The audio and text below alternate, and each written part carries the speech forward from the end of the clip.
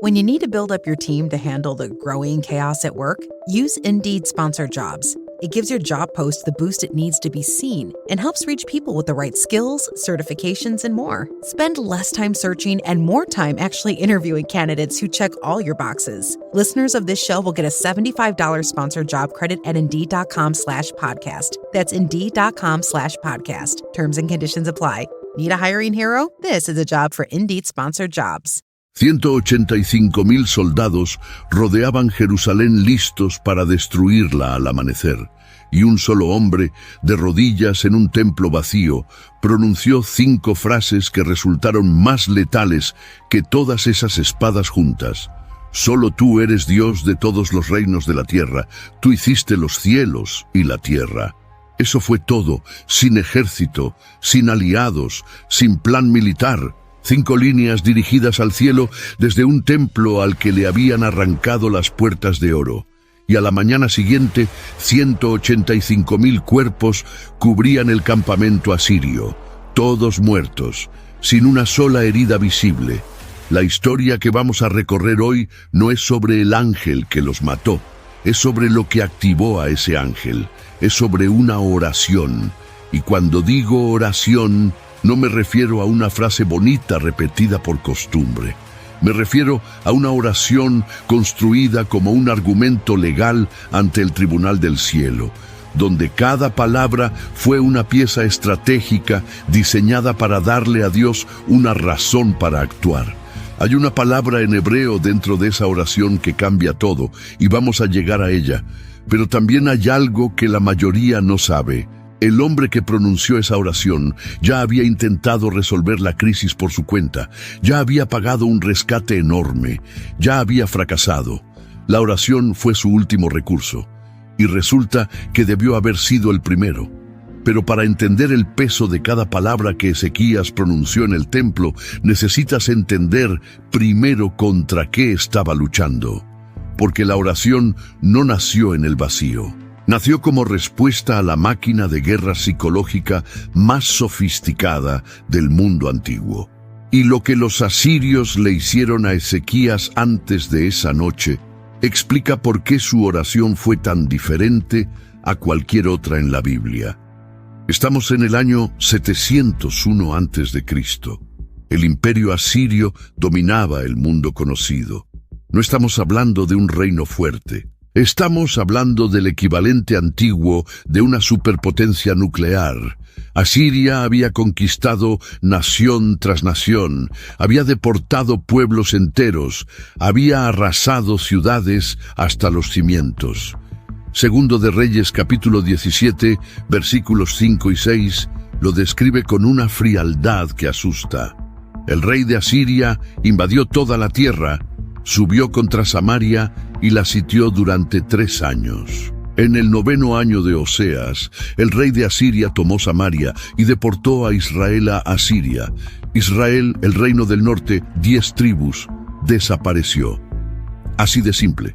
Y ahora, el siguiente en la lista era Judá, el pequeño reino del sur, la última pieza del dominó. Y fíjate en esto, el rey de Asiria no era cualquier rey, era Sennacherib, un hombre que había heredado de su padre Salmanasar un imperio ya brutal, y lo había expandido hasta niveles sin precedentes.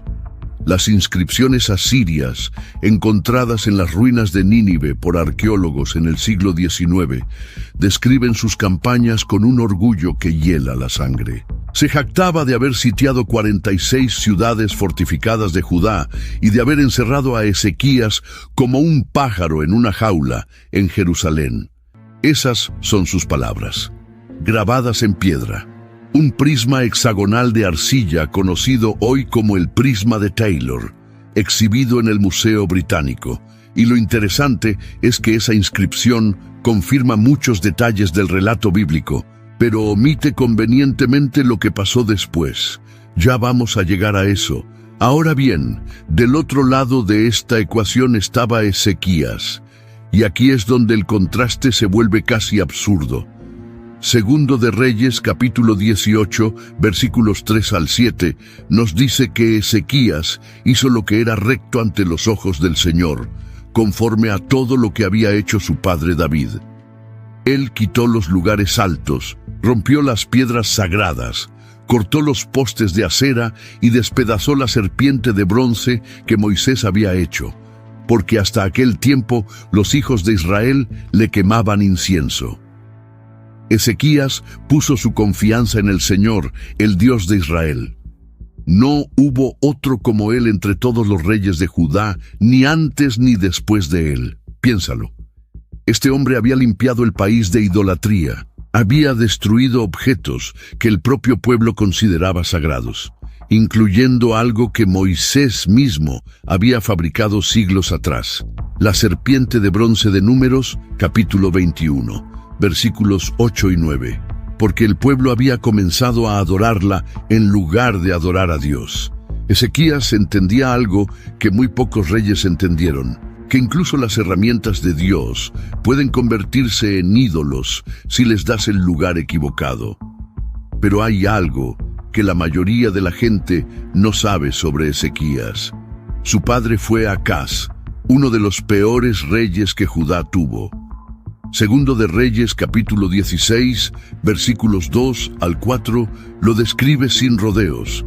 Acaz no hizo lo recto ante los ojos del Señor. Anduvo en el camino de los reyes de Israel, e incluso pasó a su hijo por fuego, conforme a las abominaciones de las naciones que el Señor había echado delante de los hijos de Israel. Acaz sacrificó niños, su propio hijo, en altares paganos, y ese hombre era el padre de Ezequías. Piénsalo. Ezequías creció en un palacio donde su padre practicaba lo peor de la idolatría. Vio de primera mano la destrucción espiritual de una nación. Y cuando llegó al trono con 25 años, según Segundo de Reyes 18, versículo 2, tomó la decisión radical de deshacer todo lo que su padre había construido. No heredó la fe, la eligió. Y eso hace que su historia sea todavía más poderosa, porque demuestra que tu origen no determina tu destino. Y eso conecta con algo que va a ser importante más adelante cuando analicemos su oración. La fe de Ezequías no era la fe cómoda de alguien que creció en un hogar devoto. Era la fe forjada en la resistencia contra todo lo que lo rodeaba. Y ese tipo de fe produce un tipo diferente de oración. Y sin embargo, a pesar de toda esa fidelidad, ahora estaba rodeado. 185,000 soldados asirios acampados alrededor de Jerusalén. Cada una de las 46 ciudades fortificadas de Judá tomada. La situación era tan desesperada que el propio Ezequías había intentado comprar la paz. Segundo de Reyes, capítulo 18, versículos 14 al 16, lo cuenta sin adornos. Ezequías envió un mensaje a Sennacherib en Laquis diciendo: «He errado. Retírese de mí y pagaré lo que usted exija». El rey de Asiria impuso a Ezequías 300 talentos de plata y 30 talentos de oro. Ezequías le dio toda la plata que se encontró en la casa del Señor y en los tesoros del palacio.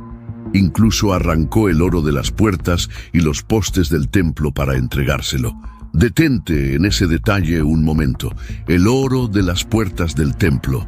Ese era el templo que Salomón había construido con recursos inimaginables, descrito en Primer Libro de Reyes, capítulo 6, con un detalle que produce vértigo. Y Ezequías, el rey que había limpiado la idolatría de Judá, que había restaurado el culto verdadero, ahora estaba arrancando el oro de ese mismo templo para pagar a un rey pagano. La humillación era total.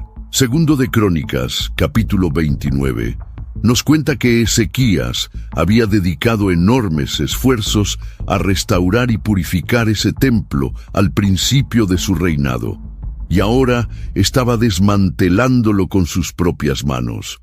Pero fíjate en algo que revela el carácter de Ezequías. El oro se puede reemplazar, las puertas se pueden reconstruir, pero las vidas de su pueblo no. Estaba haciendo un cálculo práctico, sacrificando lo material para salvar lo humano. Era un acto de humildad desesperada. Y no funcionó. porque Sennacherib tomó el oro y vino igual. Eso es lo que hace que esta historia sea tan real.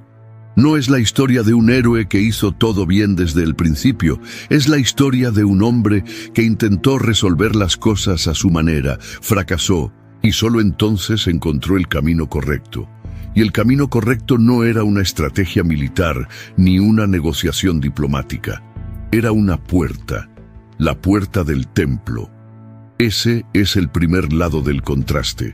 Sennacherib tenía todo: ejército, dinero, poder, territorios conquistados, la moral de sus tropas por las nubes. Ezequías no tenía nada. Ya había vaciado sus arcas, ya había entregado el oro del templo, ya había admitido su derrota. Su ejército era insignificante comparado con el asirio. Y para empeorar las cosas, lo que vino después fue un ataque que no usó espadas ni flechas. Fue un ataque con palabras. Pero hay algo que necesitas entender sobre la guerra psicológica asiria para dimensionar lo que Ezequías enfrentó. Y esto es crucial para entender por qué su oración fue tan extraordinaria. Sennacherib envió a 3 de sus oficiales más importantes a las murallas de Jerusalén: Tartán, Rabsaris y Rabsaces. Este último era el portavoz oficial, el especialista en guerra psicológica, y lo que hizo Rabsaces fue un discurso calculado con una precisión quirúrgica. Segundo de Reyes, capítulo 18, versículos 19 al 25, registra cada palabra. Díganle a Ezequías, así dice el gran rey, el rey de Asiria, ¿en qué confías? Dices que tienes estrategia y poder para la guerra, pero son solo palabras vacías. ¿En quién confías para rebelarte contra mí? Fíjate en la estructura de ese argumento. No era gritar amenazas al azar. Era un discurso diseñado para destruir la fe del pueblo punto por punto. Rabsaces empezó por donde más dolía. Egipto. ¿Confías en Egipto?, dijo. Ese bastón de caña quebrada que si alguien se apoya en él, le perfora la mano. Segundo de Reyes 18, versículo 21. Y lo peor es que tenía razón. Egipto era un aliado débil e inconsistente. Históricamente, cada vez que alguien confiaba en Egipto para que los rescatara de Asiria, Egipto fallaba. Rabsaces estaba usando un hecho real para desmoralizar, pero no se detuvo ahí. Porque una vez que el pueblo empezó a dudar de su aliado terrenal, Rabsaces apuntó directamente a su aliado celestial. Dijo: si me dicen que confían en el Señor su Dios, ¿no es ese el Dios cuyos altares y lugares altos Ezequías removió, diciendo a Judá que deben adorar solamente delante de este altar en Jerusalén? Versículo 22. Piensa en lo retorcido de ese argumento. Ezequías había quitado los lugares altos como un acto de fidelidad a Dios. Pero Rabsaces lo presentó como si Ezequías hubiera ofendido a Dios al destruir sus altares. Para la gente común sobre la muralla, que quizás no entendía la diferencia entre un altar legítimo y un lugar de culto pagano, eso podía sonar convincente. Ya les había quitado la confianza en Egipto. Ahora les estaba quitando la confianza en Dios. Y después fue por la dignidad militar. Ofreció un trato burlón. Haz un pacto con mi señor el rey de Asiria y te daré 2000 caballos. A ver si puedes poner jinetes sobre ellos. Versículo 23. Era una humillación pública. Estaba diciendo que Judá era tan débil que ni siquiera podía llenar 2000 caballos prestados. Y probablemente tenía razón. Después de que Ezequías entregó el tesoro del templo para pagar el tributo, sus recursos militares debían estar en su punto más bajo. Si eso te dejó sin palabras, fíjate en lo que sigue, porque lo peor todavía no había llegado. Rabsaces dijo: ¿piensas que he subido contra este lugar para destruirlo sin el Señor? El Señor mismo me dijo: sube contra esta tierra y destrúyela. Versículo 25. Estaba diciendo que Dios mismo había enviado a los asirios contra Jerusalén. Era mentira. Pero imagínate cómo sonó eso en los oídos de un pueblo que acababa de ver caer 46 ciudades. Un pueblo que había visto desaparecer al reino del norte. Un pueblo que quizás se preguntaba si Dios realmente los estaba protegiendo. Rabsaces había ido desmantelando cada fuente de esperanza en orden. Primero, el aliado terrenal, después, la relación con Dios, después, la capacidad militar, y finalmente la propia voluntad de Dios. Era demolición psicológica total, y entonces pasó algo revelador. Los consejeros de Ezequías, Eliakim, Sebna y Joá, le pidieron a Rabsaces que hablara en arameo, el idioma diplomático, y no en hebreo, para que el pueblo sobre la muralla no entendiera. Segundo de Reyes 18, versículo 26. Estaban aterrados. No querían que el pueblo escuchara esos argumentos, pero Rabsaces hizo exactamente lo contrario. Se giró hacia la muralla y gritó aún más fuerte en hebreo: «No escuchen a Ezequías, hagan la paz conmigo, ríndanse, y cada uno de ustedes comerá de su propia vid y de su propia higuera, y beberá agua de su propio pozo». Segundo de Reyes 18, versículos 31 y 32. Les ofreció paz, prosperidad, comida, agua, todo lo que un pueblo sitiado necesita escuchar. Y luego remató con algo que buscaba destruir lo único que les quedaba, la esperanza en Dios. Preguntó: ¿acaso alguno de los dioses de las naciones ha librado su tierra de la mano del rey de Asiria? ¿Dónde están los dioses de Hamat y Arpad? ¿Dónde están los dioses de Sefarbaim? Libraron ellos a Samaria de mi mano. Versículos 33 al 35. El argumento era aplastante desde la lógica humana. Ningún dios había detenido a Asiria, ni los dioses de Hamat, ni los de Arpad, ni los de Samaria. ¿Por qué sería diferente con el Dios de Judá? Y el pueblo hizo algo que a mí me parece extraordinario. Se mantuvo en silencio. No le respondieron ni una sola palabra, porque el rey había ordenado: no le respondan. Versículo 36. En medio del discurso más desmoralizante que puedas imaginar, el pueblo obedeció a su rey. No argumentaron, no gritaron, no negociaron. Silencio. Ese silencio fue un acto de fe en sí mismo. Ahora frena un momento. Este era el arsenal de Sennacherib. Un ejército de 185,000 soldados, 46 ciudades ya tomadas, el oro del templo en sus arcas, un discurso psicológico diseñado para destruir la fe del pueblo, y un historial de victorias contra todas las naciones que había enfrentado. Todo eso contra un rey sin ejército, sin tesoro, sin aliados. Lo único que le quedaba era la puerta del templo. Si sientes algo en este punto de la historia, es porque entiendes lo que significa estar sin opciones.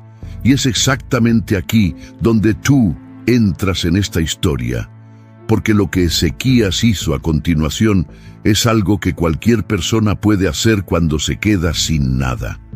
Los consejeros de Ezequías llegaron al palacio con las ropas rasgadas.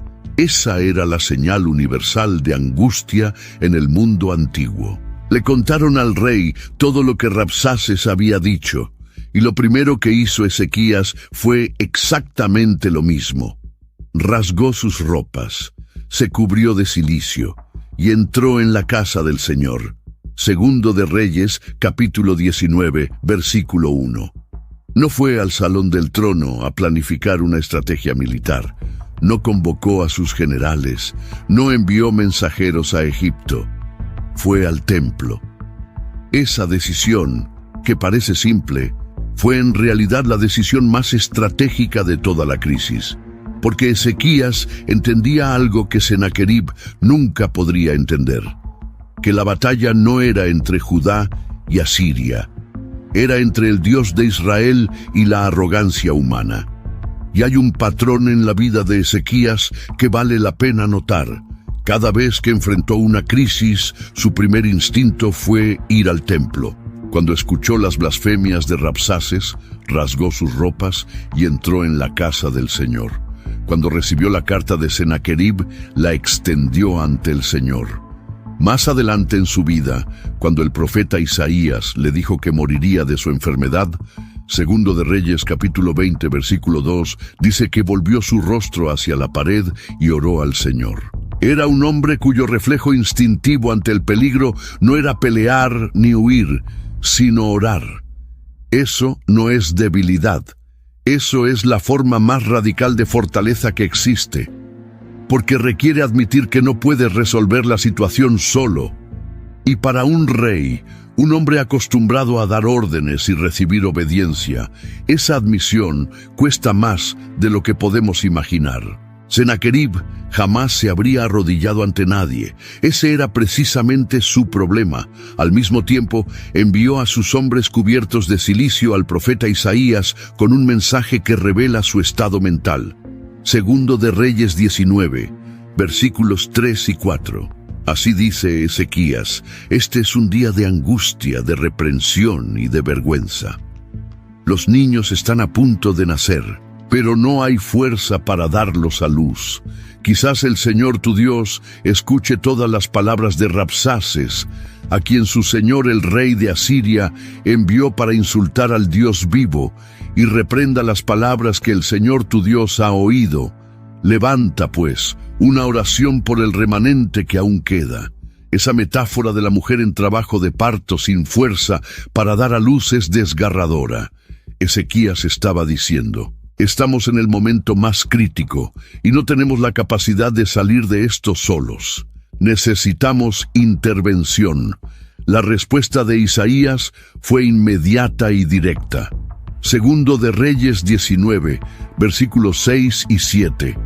Así dice el Señor: no temas las palabras que has oído, con las cuales los siervos del rey de Asiria me han insultado. Yo pondré un espíritu en él, y oirá un rumor, y regresará a su propia tierra, y haré que caiga por la espada en su propia tierra. Dos cosas aquí. Primero, Dios no dijo: no temas al ejército asirio.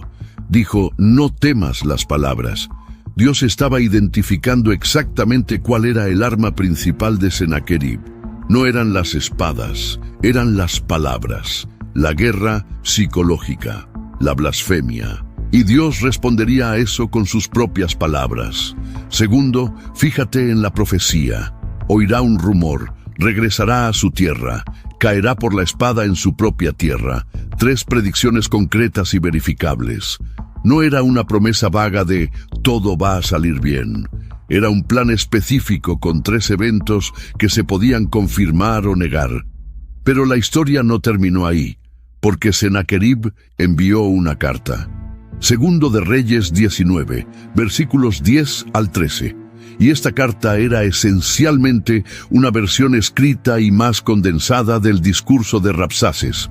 No dejes que tu Dios en quien confías te engañe, diciendo que Jerusalén no será entregada en manos del rey de Asiria. Has oído lo que los reyes de Asiria han hecho a todas las tierras, destruyéndolas por completo, y tú serás librado. Los dioses de las naciones que mis padres destruyeron, los libraron. Ahora, para entender lo que pasa a continuación, necesitas saber algo sobre la función de las cartas en el mundo antiguo. Una carta real era un documento con autoridad legal. Tenía el sello del rey. Representaba la voluntad del monarca. Enviar una carta con amenazas era un acto diplomático formal, una declaración de guerra escrita. No era un insulto casual, era una sentencia oficial, y lo que Ezequías hizo con esa carta cambió la historia. Versículo 14. Ezequías tomó la carta de mano de los mensajeros y la leyó. Luego subió a la casa del Señor y la extendió delante del Señor. ¿Captaste eso? No la arrugó, no la quemó, no la escondió. La tomó, subió al templo y literalmente la desplegó delante de Dios, como si estuviera diciendo: mira esto, lee esto. Esto es lo que están diciendo sobre ti. Fue un acto de una audacia espiritual impresionante.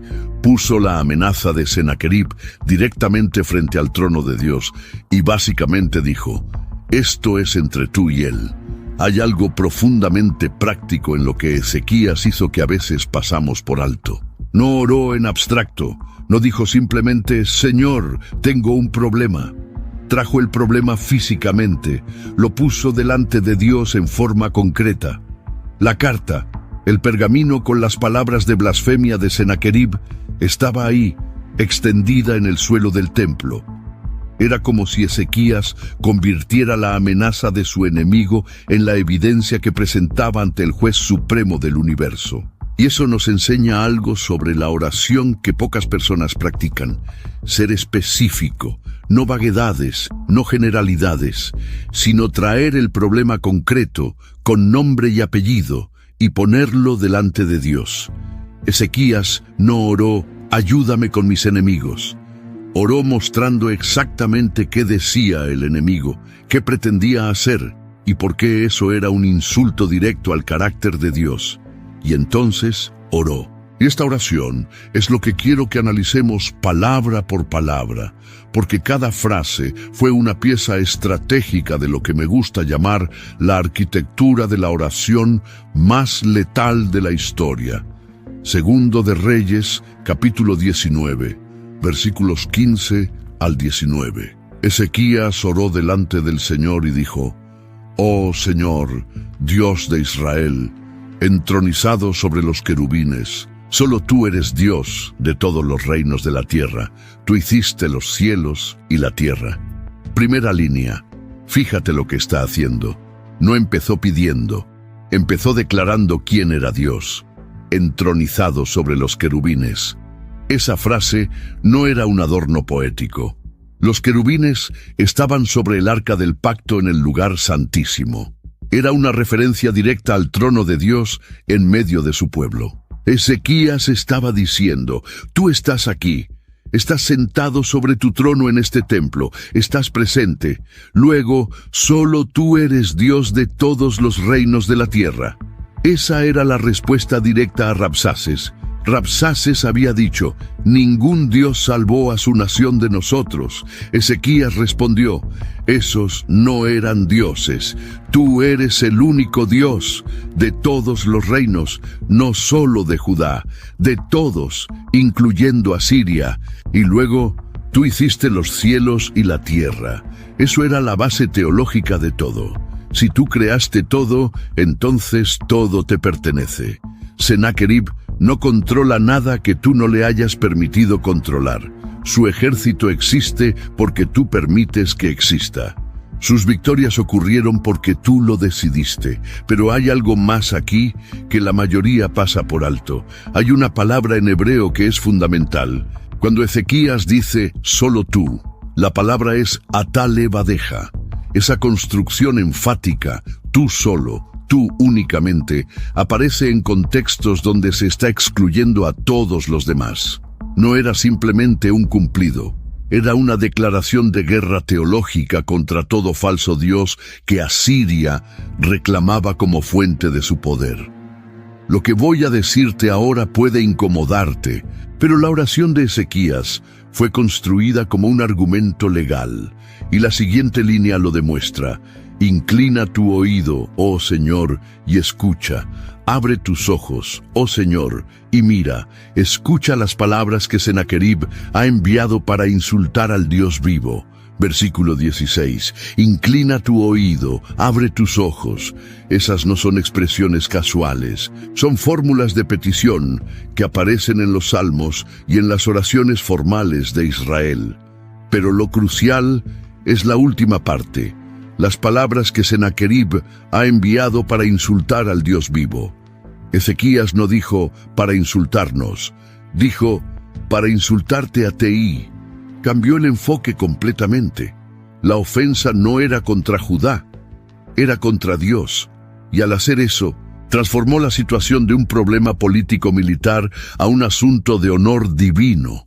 Estaba diciendo, este hombre no me desafió a mí, te desafió a ti, y si no respondes, él va a tener razón. Todas las naciones van a creer que tú eres igual a los dioses falsos que no pudieron salvar a nadie. Si necesitaste pausar un segundo ahí, es porque estás entendiendo la magnitud de lo que Ezequías hizo. Convirtió a Dios en parte interesada del conflicto, no como un favor que Dios le hacía a él, sino como algo que Dios tenía que hacer por su propio nombre. Versículos 17 y 18. Verdaderamente, oh Señor, los reyes de Asiria han devastado las naciones y sus tierras, y arrojaron sus dioses al fuego. Pero no eran dioses, sino obra de manos humanas, madera y piedra. Por eso pudieron destruirlos. Esto es brillante. Ezequías concedió el punto de Rabsaces. Sí, Asiria destruyó a todas esas naciones. Sí, ningún dios los salvó, pero no porque Asiria fuera invencible, sino porque esos dioses eran de madera y piedra. No eran dioses, eran artesanía humana. Fíjate en la lógica. Ezequías no negó los hechos, los reinterpretó. Sennacherib veía sus victorias como evidencia de su poder. Ezequías las vio como evidencia de que los otros dioses eran falsos. La misma evidencia, dos conclusiones opuestas. Y la conclusión de Ezequías tenía una implicación devastadora. El Dios de Israel no es como ellos. Y ahora llegamos al versículo 19. La petición, el momento de la verdad. Ahora pues, oh Señor, Dios nuestro, sálvanos de su mano para que todos los reinos de la tierra sepan que solo tú, oh Señor, eres Dios. Esa es toda la petición. Una frase. Después de toda la argumentación teológica, después de establecer quién es Dios, después de redefinir las victorias asirias, después de convertir la situación en un asunto de honor divino, la petición fue una sola línea. Sálvanos. Y la razón, para que todos los reinos de la tierra sepan que solo tú eres Dios. Ezequías no pidió salvación para estar cómodo. No pidió victoria para jactarse. Pidió que Dios actuara para que su nombre fuera conocido en toda la tierra. La motivación de la oración no era la supervivencia de Judá, era la gloria de Dios. Y eso, según todo lo que la Biblia enseña sobre cómo Dios responde a las oraciones, fue lo que hizo que esta oración fuera irresistible para Dios. Y fíjate en algo que pocas personas notan. Compara la oración de Ezequías con la oración que Salomón hizo cuando dedicó el templo siglos antes. Primer libro de Reyes, capítulo 8, versículos 41 al 43. Salomón pidió que cuando el extranjero viniera de tierra lejana a orar en ese templo, Dios lo escuchara para que todos los pueblos de la tierra conozcan tu nombre. Es la misma petición, la misma motivación. Ezequías estaba orando en la tradición de Salomón, en el templo que Salomón construyó, usando la misma lógica teológica que Salomón había establecido, que la acción de Dios a favor de Israel tiene un propósito global. No es solo para Israel, es para que todas las naciones conozcan al verdadero Dios. Hay una conexión más que la mayoría pasa por alto. En la oración de Moisés, en Números capítulo 14, versículos 13 al 16, cuando Dios quiso destruir a Israel después de la rebelión de los espías, Moisés usó exactamente el mismo argumento. Si los destruyes, las naciones dirán que no pudiste llevarlos a la tierra que les prometiste. Moisés apeló al nombre de Dios, y Dios cambió de opinión. Ezequías apeló al nombre de Dios, y Dios envió a su ángel. Es el mismo principio operando a lo largo de siglos. Cuando tu oración se alinea con lo que Dios quiere para su propio nombre, se convierte en un arma que ningún ejército puede detener. Ahora bien, detente un segundo y piensa en el contraste. De un lado, Sennacherib tenía un ejército de 185,000 soldados, 46 ciudades conquistadas, 300 talentos de plata y 30 de oro extorsionados. una máquina de propaganda liderada por Rabsaces, una carta oficial de amenaza, siglos de victorias militares y la confianza absoluta de que ninguna fuerza en la tierra podía detenerlo. Del otro lado, Ezequías tenía una oración de 5 versículos, sin ejército, sin oro, sin aliados, solo palabras dirigidas al cielo desde un templo al que le habían arrancado las puertas de oro. Pero esas 5 líneas hicieron algo que 185,000 espadas no podían hacer. Movieron la mano de Dios. Ahora cambiemos de perspectiva por un momento. Todo lo que hemos visto hasta ahora fue desde el lado de Ezequías. El miedo, la desesperación, la oración. Pero imagina esto desde el lado de Dios. Un rey arrogante acaba de enviar una carta diciendo que el Dios de Israel es igual de impotente que los dioses de madera que Asiria quemó. Y un hombre acaba de extender esa carta en el suelo del templo y ha dicho: defiende tu nombre. ¿Cómo responde Dios a eso? La respuesta vino a través de Isaías y fue extensa. Segundo de Reyes, capítulo 19, versículos 20 al 34. Isaías envió un mensaje a Ezequías diciendo: así dice el Señor, Dios de Israel, he oído tu oración acerca de Sennacherib, rey de Asiria. Y lo que sigue es una de las respuestas más poéticamente demoledoras que Dios da en toda la Biblia. La Virgen hija de Sión te desprecia y se burla de ti. La hija de Jerusalén sacude la cabeza mientras huyes. Versículo 21. Dios no respondió con diplomacia, respondió con burla. La imagen es devastadora. Jerusalén, la ciudad que Sennacherib pensaba conquistar, se ríe de él mientras huye. Y Dios le pregunta directamente a Sennacherib: ¿a quién has insultado y blasfemado? ¿Contra quién has alzado la voz y levantado tus ojos con arrogancia? Contra el Santo de Israel. Versículo 22. El Santo de Israel. Ese título aparece 26 veces en Isaías. Es un título que enfatiza la separación absoluta entre Dios y todo lo demás. Santo significa separado, diferente, en otra categoría completamente distinta. Sennacherib había tratado al Dios de Israel como si fuera uno más en la lista de dioses locales que podía derrotar. Dios le respondió recordándole que estaba en una liga completamente diferente. Pero lo que viene a continuación es el twist que cambia la lectura de toda la historia. Versículos 25 y 26. ¿No has oído que hace mucho tiempo yo lo determiné? Desde los días antiguos lo planeé y ahora lo he traído a la existencia para que convirtieras ciudades fortificadas en montones de ruinas. ¿Escuchaste eso? Dios le dijo a Sennacherib que todas sus victorias, cada ciudad que conquistó, cada nación que aplastó, no fueron logros de él. Fueron el plan de Dios ejecutándose a través de él. Sennacherib era un instrumento, nada más. Pensaba que era el jugador, pero era la pieza. Creía que dirigía la historia, pero Dios le dijo que la historia lo estaba dirigiendo a él. Esto conecta con un tema profundo en Isaías. En el capítulo 10, versículos 5 y 6, Dios llama a Asiria la vara de mi furor y el bastón de mi enojo. Contra una nación impía lo enviaré.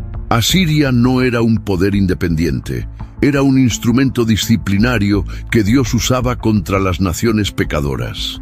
El problema era que la vara se creyó más importante que la mano que la empuñaba.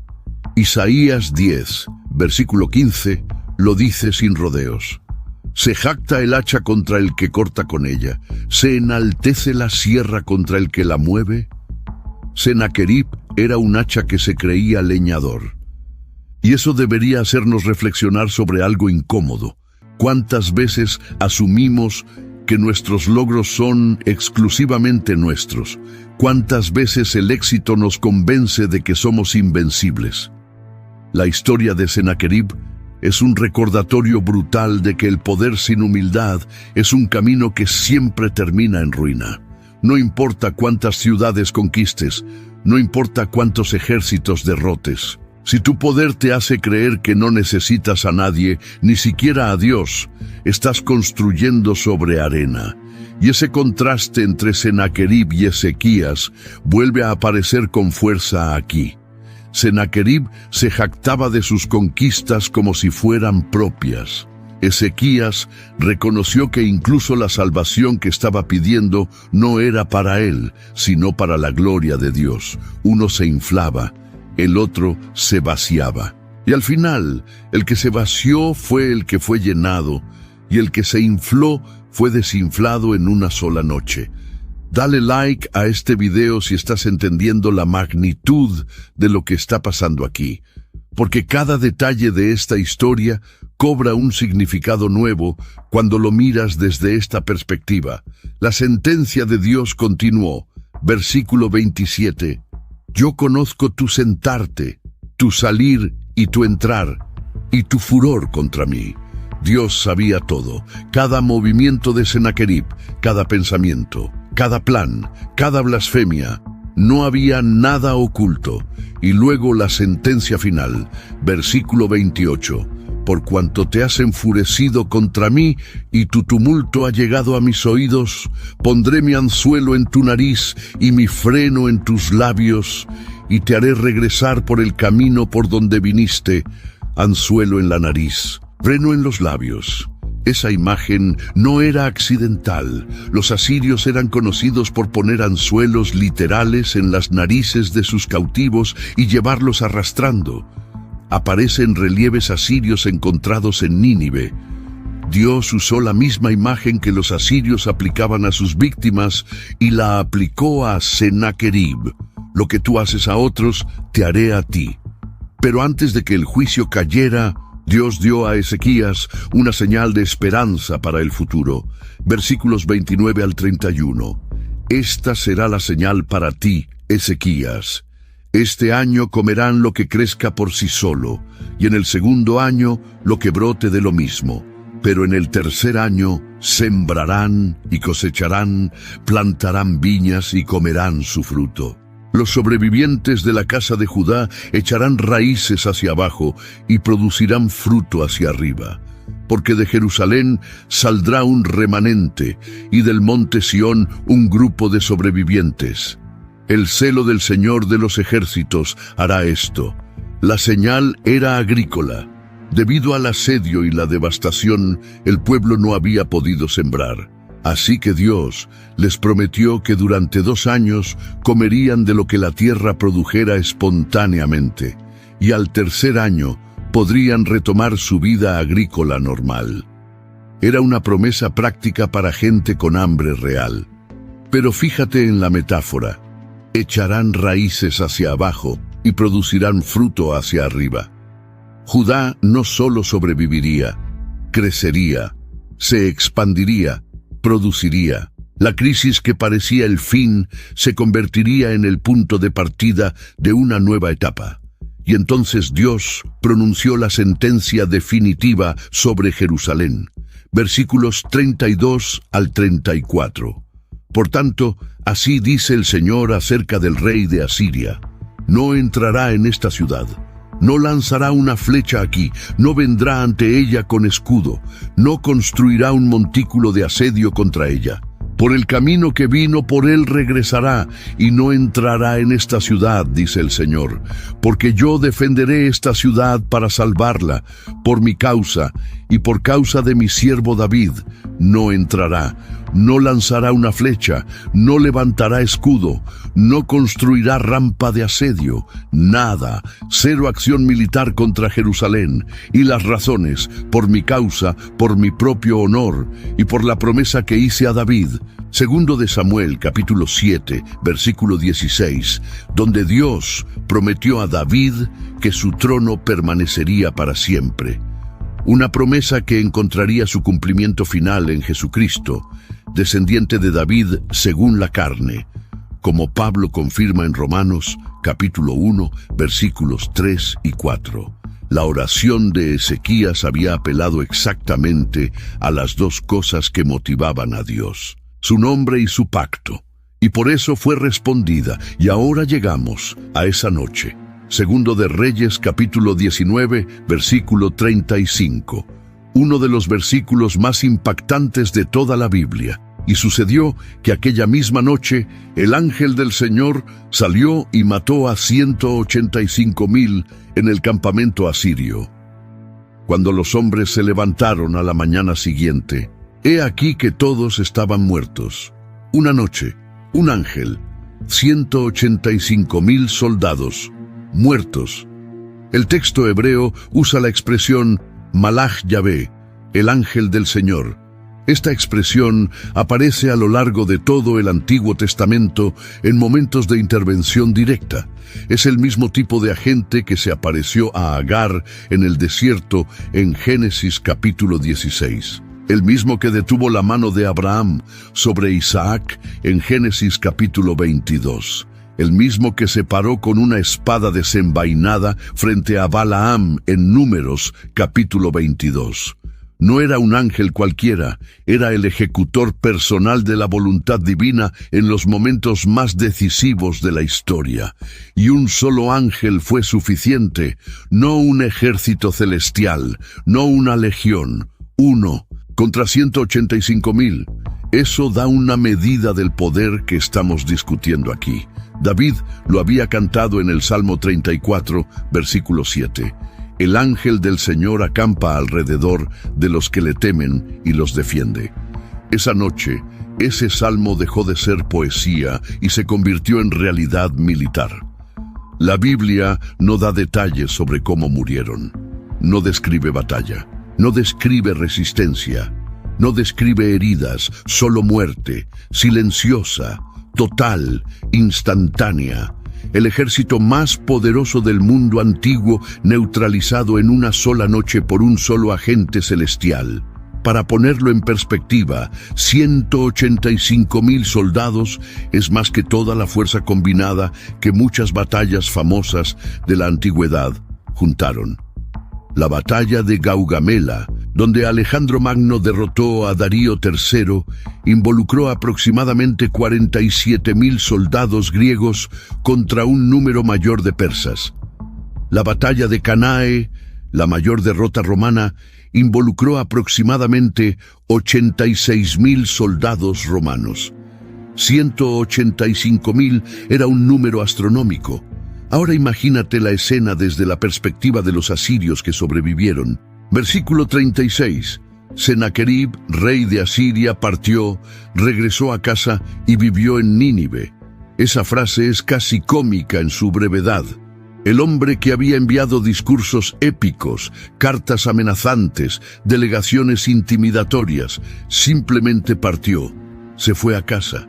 La arrogancia de Rabsaces, las jactancias de Sennacherib, los planes de conquista, todo se evaporó en una noche.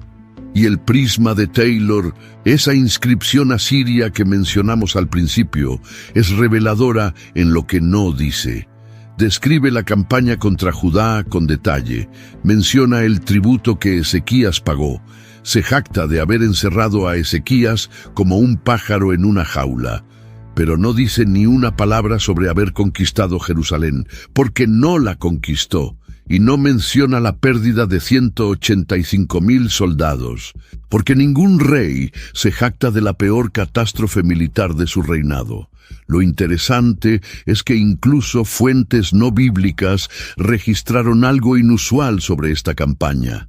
El historiador griego Heródoto, escribiendo unos 200 años después de los hechos en sus historias, libro 2, capítulo 141, menciona una tradición que atribuía la derrota del ejército asirio en la frontera egipcia a una plaga de ratones que destruyó sus armas durante la noche. Aunque los detalles difieren del relato bíblico, la coincidencia de que múltiples tradiciones antiguas recuerdan una derrota nocturna y repentina del ejército de Sennacherib es significativa. Algo catastrófico le pasó a ese ejército. Las fuentes coinciden en eso, aunque difieran en la explicación. Algunos estudiosos modernos han propuesto que la destrucción pudo haber sido una epidemia repentina, quizás peste bubónica transmitida por ratas. lo que explicaría tanto el relato de Heródoto sobre los ratones como la muerte masiva en una noche. Pero para la Biblia, el agente es claro: el ángel del Señor. Y sea cual sea el mecanismo físico que Dios haya usado, el texto bíblico no deja duda de que fue una intervención directa en respuesta a la oración de Ezequías. Y hay otro detalle que pasa desapercibido. Segundo de Reyes 19, versículo 35, dice que cuando los hombres se levantaron a la mañana siguiente, todos estaban muertos. ¿Quiénes se levantaron? Los sobrevivientes. Quizás oficiales de menor rango, sirvientes o soldados que estaban en la periferia del campamento. Sennacherib mismo sobrevivió. La muerte no fue indiscriminada, fue dirigida, y eso es consistente con la idea de un agente inteligente ejecutando un juicio específico, no de una catástrofe natural aleatoria. Pero la profecía de Isaías no había terminado. Dios había dicho 3 cosas. Oirá un rumor, regresará a su tierra y caerá por la espada en su propia tierra. Las 2 primeras se cumplieron inmediatamente. La tercera tardó un poco más, pero se cumplió con una precisión que hiela la sangre. Versículo 37. Mientras adoraba en la casa de Nisroc su dios, sus hijos Adramelech y Sarecer lo mataron a espada y escaparon a la tierra de Ararat. Y Esar-Adón, su hijo, reinó en su lugar. Sennacherib murió asesinado por sus propios hijos, en el templo de su propio dios, mientras adoraba. La ironía es aplastante. El hombre que se había burlado del Dios de Israel, diciendo que ningún Dios podía salvar a nadie de sus manos, fue asesinado en la casa de su propio Dios, que no pudo salvarlo. Registros asirios, incluyendo la Crónica de Babilonia, confirman que Sennacherib fue asesinado por uno o más de sus hijos alrededor del año 681 a.C., aproximadamente 20 años después de la campaña contra Jerusalén. 20 años. Dios no tenía prisa. La profecía de Isaías no dijo cuándo moriría, dijo que moriría por la espada en su propia tierra, y así fue, y piensa en esos 20 años. Cada noche que Sennacherib se acostaba en su palacio de Nínive, la profecía seguía pendiente. Cada vez que entraba en el templo de Nisroc, estaba un paso más cerca del cumplimiento. No sabía cuándo llegaría, pero la palabra de Dios pronunciada por Isaías estaba en marcha, imparable, inevitable. Rabsaces había preguntado, ¿acaso algún Dios ha librado su tierra de la mano del rey de Asiria? La respuesta final fue sí. El Dios de Israel lo hizo, y el Dios de Asiria ni siquiera pudo proteger a su devoto más poderoso dentro de su propio templo.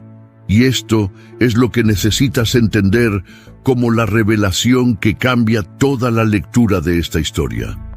Lo que pasó aquella noche no fue simplemente un acto de poder militar divino. No fue Dios mostrando que podía matar más gente que Sennacherib. Fue la demostración de un principio que recorre toda la Biblia de principio a fin. Las armas de Dios y las armas del hombre operan en dimensiones completamente diferentes. Sennacherib usó soldados, espadas, arietes, propaganda, cartas, intimidación, dinero, alianzas, logística, experiencia militar. Y todo eso no pudo hacer lo que una oración de 5 versículos logró. Porque la oración de Ezequías no fue una fórmula mágica, no fue una palabra secreta, fue la rendición total de un hombre que entendió que no podía salvarse a sí mismo y que el honor de Dios estaba en juego. Cada línea de esa oración demostró una comprensión teológica profunda. Sabía quién era Dios, sabía qué motivaba a Dios. Sabía cómo presentar la situación de una manera que le diera a Dios una razón para actuar que fuera más grande que la propia supervivencia de Judá. Y por eso funcionó. No porque Ezequías fuera especialmente elocuente, sino porque su oración estaba alineada con los propósitos de Dios. Pidió lo que Dios ya quería hacer, y eso es lo que una oración efectiva siempre es: no convencer a Dios de hacer algo que no quiere hacer, sino alinearse con lo que Él ya está haciendo. Piénsalo en tu propia vida. ¿Cuántas veces enfrentas situaciones donde tus recursos humanos se agotan?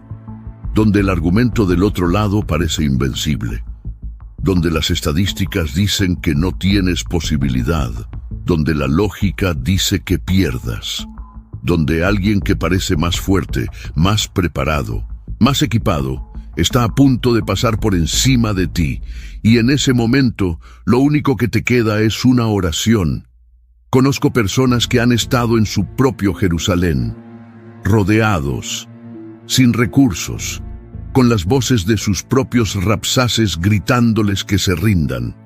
Un diagnóstico médico que dice que no hay salida, una situación financiera que no tiene solución lógica, una relación que parece irrecuperable, un problema legal que los aplasta. Y en ese momento de desesperación absoluta, cuando todos los planes humanos han fallado, cuando ya entregaron el oro de sus propias puertas del templo, intentando comprar una salida, llegan al punto donde lo único que les queda es arrodillarse. Y la lección de Ezequías no es que Dios siempre va a enviar un ángel a matar a tus enemigos. La Biblia no promete eso. Hay profetas que murieron.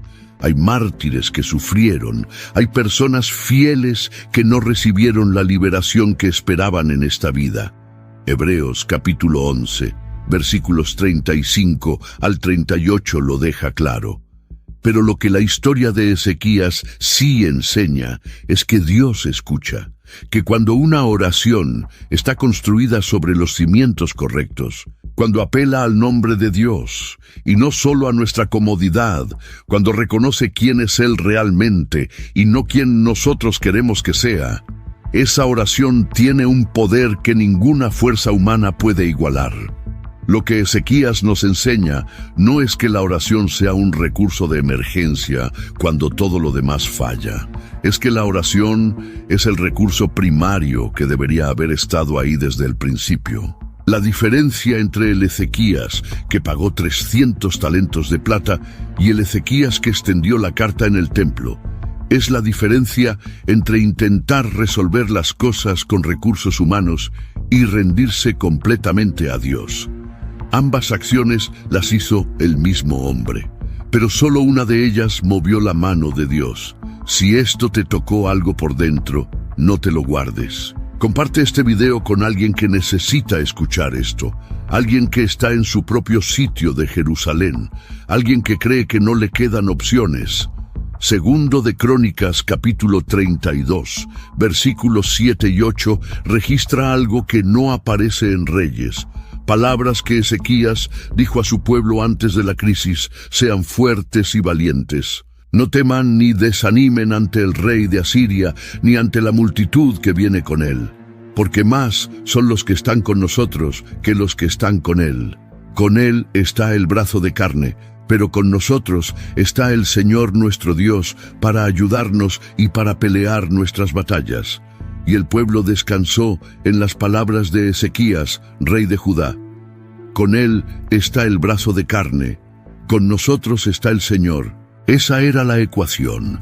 185,000 soldados de carne contra un Dios que creó los cielos y la tierra. Desde la perspectiva del cielo nunca hubo competencia. Y la expresión brazo de carne no es casual.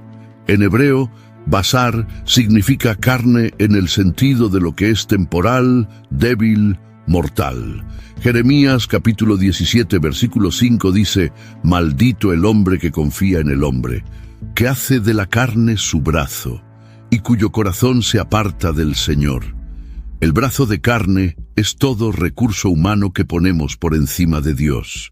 Dinero, influencia, conexiones, estrategia, talento. No es que esas cosas sean malas en sí mismas. Es que cuando se convierten en tu fuente primaria de seguridad, se convierten en tu Sennacherib personal. Parecen invencibles hasta que Dios sopla. Sennacherib nunca entendió contra quién estaba luchando. Pensó que luchaba contra un pequeño rey, de un pequeño reino con un pequeño dios local. No tenía idea de que estaba desafiando al creador del universo. Y cuando el ángel descendió aquella noche, no fue porque Dios estuviera furioso y perdiera el control, fue porque un hombre oró. Y su oración activó algo que ya estaba preparado desde antes de la fundación del mundo. El profeta Isaías lo escribiría después en su capítulo 37, versículos 33 al 35, preservando el mismo relato con ligeras variaciones que confirman que se trata de un evento registrado por múltiples fuentes dentro de la propia Escritura. Y segundo de Crónicas, capítulo 32, versículos 20 al 21, ofrece un tercer relato. El rey Ezequías y el profeta Isaías, hijo de Amós, clamaron al cielo por esto. Y el Señor envió un ángel que destruyó a todo valiente guerrero, comandante y oficial en el campamento del rey de Asiria.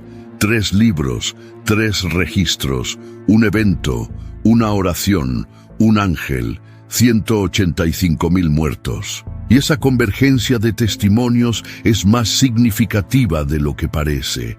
Segundo de Reyes fue compilado probablemente durante el exilio en Babilonia, 1 siglo y medio después de los Hechos. Segundo de Crónicas fue escrito después del regreso del exilio, aún más tarde. E Isaías fue contemporáneo de los eventos. 3 perspectivas diferentes, 3 momentos diferentes de escritura, 3 públicos diferentes, y los 3 coinciden en lo esencial. Ezequías oró, Dios respondió, y 185,000 soldados murieron en una noche. El hecho de que el cronista en segundo de Crónicas capítulo 32, versículo 20, agregue que tanto Ezequías como Isaías clamaron al cielo juntos es un detalle que solo Crónicas menciona. El rey y el profeta orando juntos. El poder político y el poder espiritual unidos en una misma dirección. No compitiendo por influencia, sino alineados en un mismo propósito. Cuando un líder político y un líder espiritual coinciden en buscar genuinamente la voluntad de Dios, el resultado puede ser transformador. Y una lección que ha resonado durante 2700 años. No subestimes lo que puede hacer una persona de rodillas cuando su oración está alineada con los propósitos del cielo. Porque esa noche, la distancia entre la derrota total y la victoria absoluta no fue un ejército, no fue una alianza, no fue una estrategia militar. Fue una oración de 5 versículos, pronunciada por un hombre que no tenía nada más que ofrecer excepto su fe en un Dios que resultó ser más que suficiente. Suscríbete al canal y dale like si quieres seguir descubriendo historias como esta. Lo que vas a ver ahora en pantalla conecta directamente con algo que dejé sin resolver a propósito. Haz clic.